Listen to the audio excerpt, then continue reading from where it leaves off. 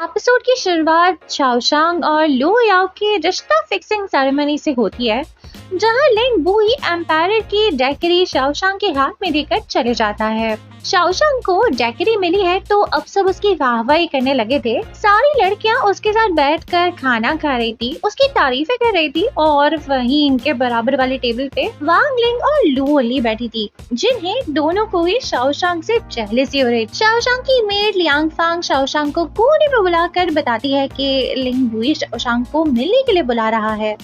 उसे प्रॉमिस करा है कि शाओशांग और उसकी मुलाकात के बारे में किसी को भी पता नहीं चलेगा, लेकिन अगर शाओशांग उससे मिलने के लिए नहीं गई तो वो खुद वहां आ जाएगा और फिर उसकी शादी लो याओ से टूट जाएगी और लिंग बुई आकर शाओशांग से शादी कर लेगा। शाओशांग ये सुन के फौरन से उस जगह चली जाती है जहाँ पे लिंग बुई ने उसे मिलने के लिए बुलाया था।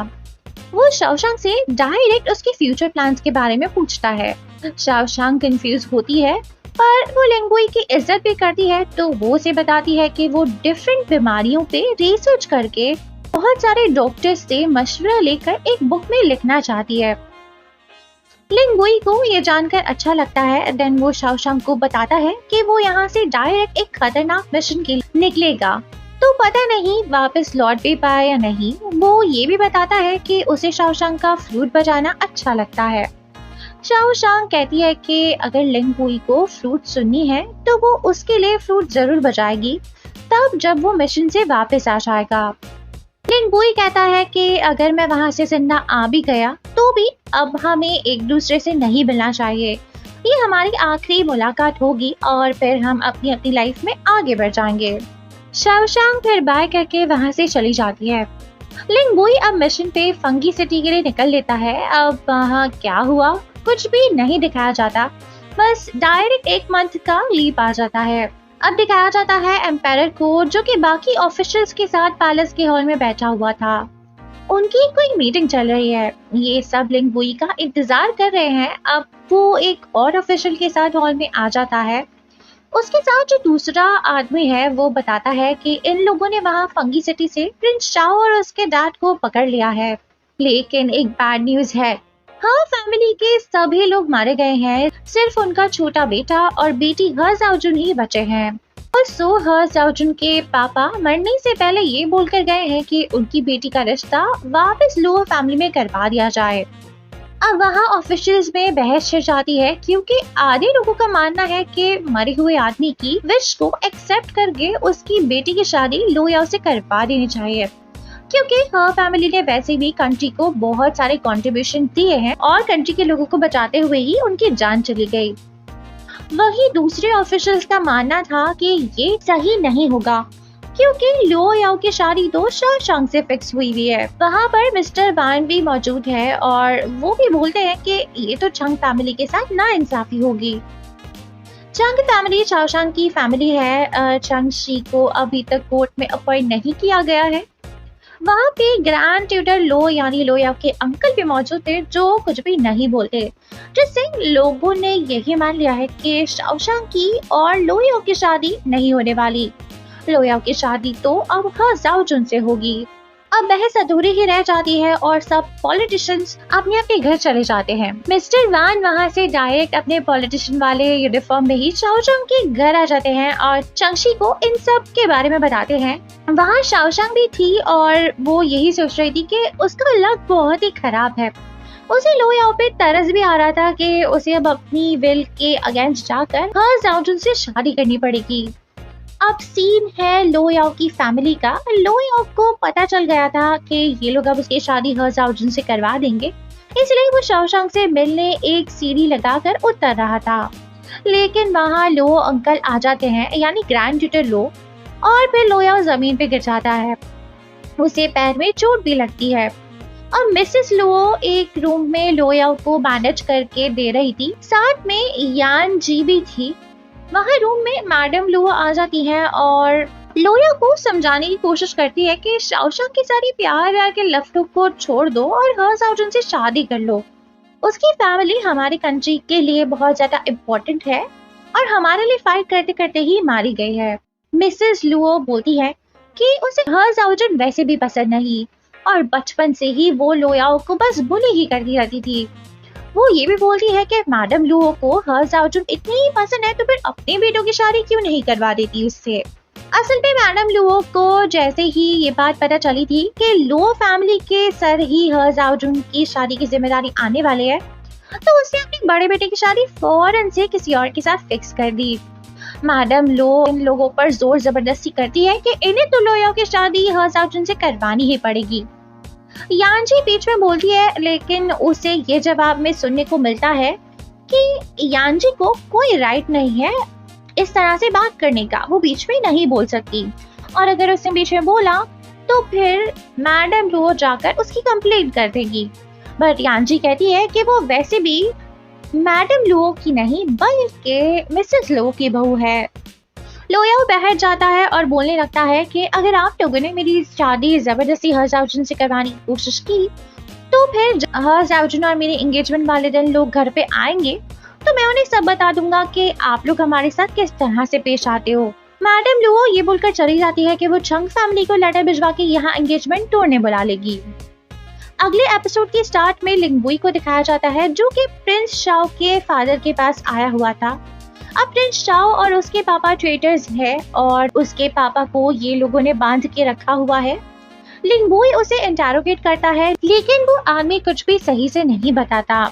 हमें फ्लैशबैक्स में पता चलता है कि लिंगबुई जब छोटा था तो जरूर कुछ ना कुछ ऐसा हुआ था जिसकी वजह से उसकी फैमिली की जान चली गई और इस आदमी का उन सब में कसूर लग रहा है।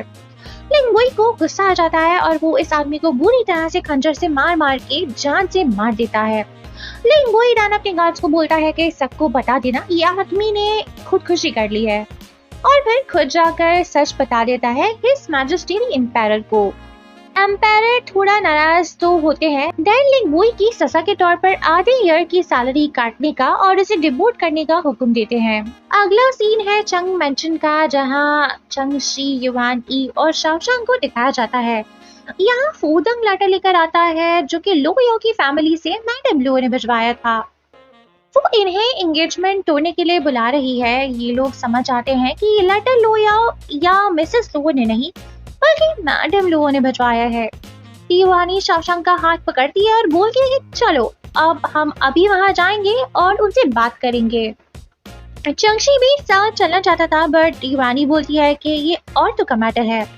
शाओशांग और युवानी अब लो मेंशन पहुंच जाते हैं जहां पे मैडम लुओ और लो ली उनका इंतजार कर रहे थे। वहां जाते ही मैडम लुओ इनसे एंगेजमेंट तोड़ देने का बोलती है, जिस पर युवानी बोलती है कि हमने कब बोला कि हम एंगेजमेंट नहीं तोड़ना चाहते, बस एम्पायर की डिक्री का इंतजार कर रहे हैं। मैडम लुओ कहती है कि हर जाओजुन की फैमिली मारी गई है और एम्पायर ने भी लो फैमिली में शादी करवाने को बोला है।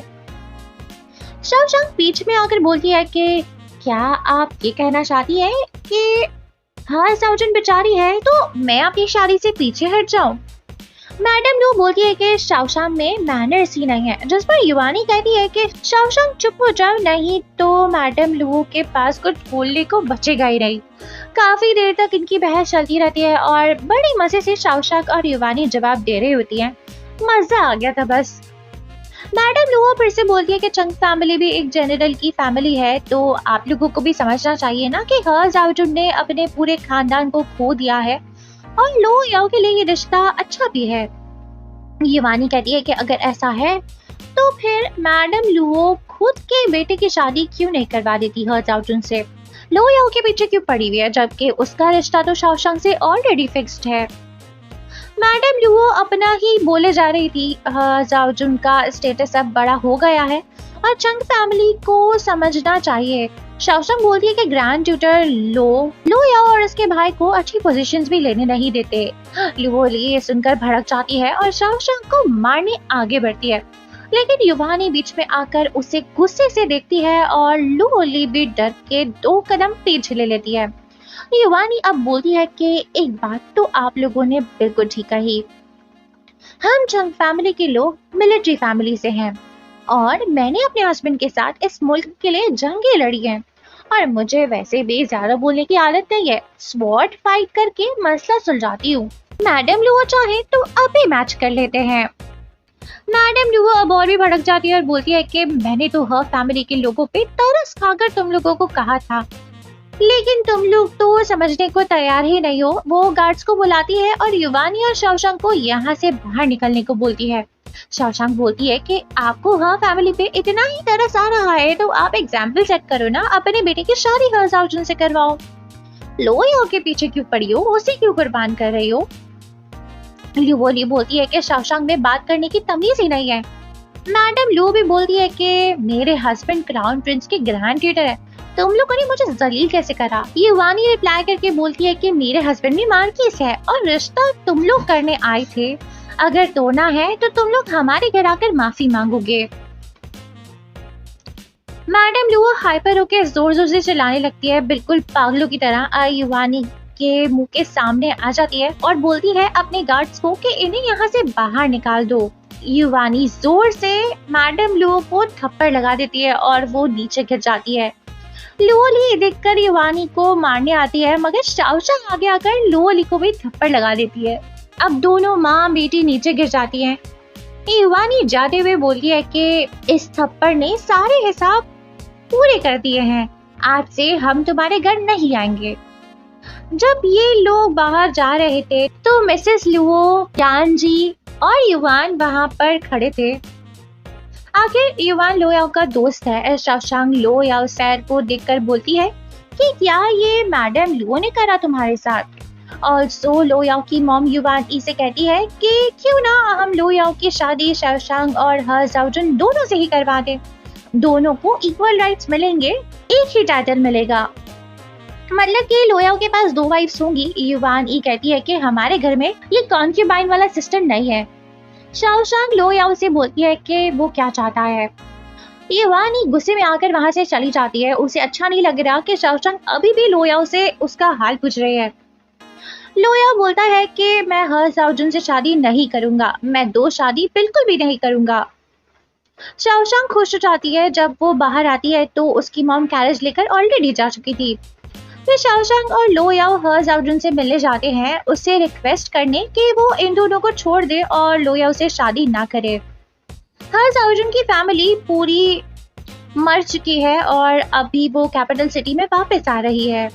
लो याओ और शाओशांग उसका कैरेज रुकवा कर उसे बोलते हैं कि इन्हें उसे बात करनी है। वो बोलती है कि अभी उसे एक इम्पोर्टेंट काम से जाना है, ये लोग चाहे तो उसके कैरेज में बैठकर आ सकते हैं। वो लो याओ से ये भी कहती है कि अब वो बहुत ज्यादा मैच्योर हो गया है। लो याओ के पैर में लगा था, इसीलिए हे जाओजुन के साथ शाओशांग कैरेज में बैठ जाती है।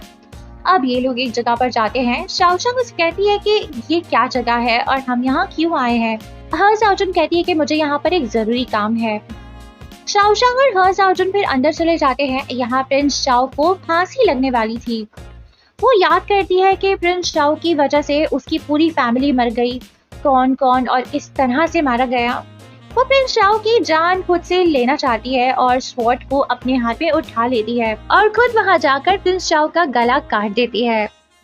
शाओशांग डर जाती है और पीछे मुड़ जाती है, जहां लिंग बुई उसे गले से लगा लेता है और बोलता है कि डरो मत, मैं आ गया हूँ। That's it guys, आगे के पार्ट्स और ऐसी हॉबी वीडियोस के लिए चैनल को सब्सक्राइब और वीडियो को लाइक करना मत भूलना। Good bye.